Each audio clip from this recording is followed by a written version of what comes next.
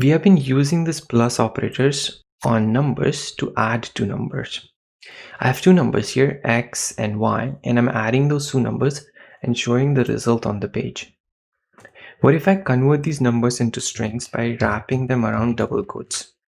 I'm going to convert y into a string, and if I hover over them now, they're going to show as strings. And I'm going to use this plus operator on strings.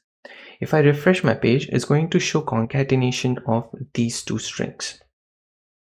Even if I change one of the identifier as a number, if I change y back to number, and if I refresh the page, then also it's going to concatenate these two values and show the result on the page.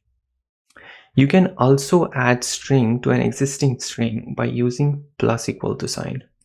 If I say x plus equal to Fahad, then it's going to concatenate Fahad into 10, and then finally it's going to concatenate 20 to it. So it's going to print 10 Fahad 20.